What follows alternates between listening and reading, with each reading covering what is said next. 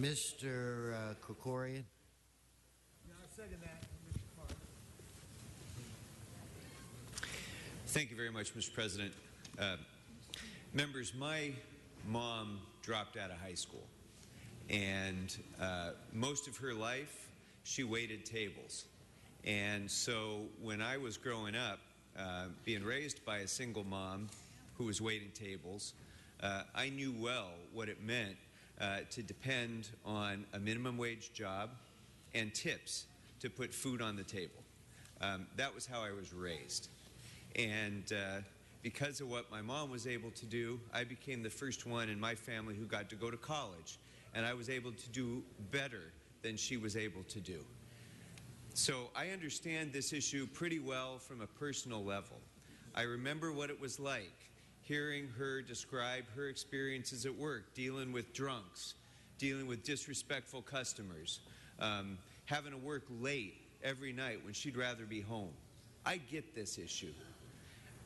And I also get that if I were having that upbringing right now, today, here in Los Angeles, it would be a lot harder. It would be a whole lot harder to raise a family now doing what she did than it was then, because minimum wage has not kept up with the cost of living, with the cost of housing, with the cost of transportation, or any of the other costs that we all have to bear. So it is time that we take on what Mr. Bonin described as that cancer of poverty. It's time that we lift people who are at the bottom and help them get a leg up so that they can start getting back into the middle class that has been decimated throughout this country. So I get also that many people here, many of us around the horseshoe, many of the people who are here today to testify are dissatisfied with one part or another of what we're talking about. I get that. There's a reason for that. It's because this is hard, sophisticated, difficult policy making. It's because we're making policy that affects 4 million people, 700,000 people who are making under $13 an hour now. Many different kinds of businesses, ranging from businesses that have one employee to businesses that have thousands of employees. Many different kinds of nonprofit organizations, from those who are serving people with services, like wraparound services like we heard today, to those who are not. From big ones to small ones. It's hard, difficult policy making. So if you expect everything to go your way, you're coming to the wrong place, because that's not going to work in a city of this size. But I will say this.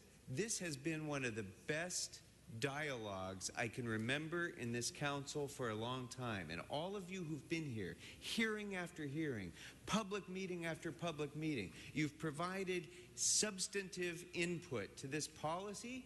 You've made a difference. All of you who are here today, you've made a difference. And we're not done.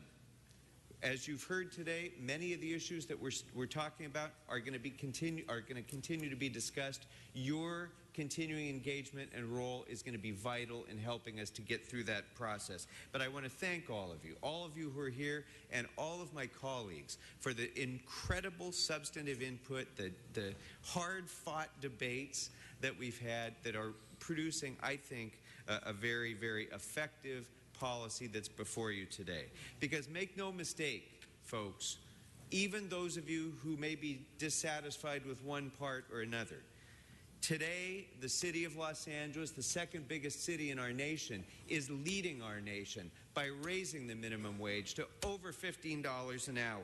We are giving a raise to 700,000 people who are living at the bottom. We're implementing protections for our smallest businesses so that they can continue to employ people and give people an opportunity. And for the first time in the history of this city, we're taking action against wage theft by creating an agency of this city that will protect workers and make sure they get paid what they're entitled to. This is a reason to celebrate, people. The vote that we're going to take today is reason to celebrate. So, members, I ask for your aye vote on item 4 as it's been amended as proposed by Mr. Price and the others who have signed the amendment.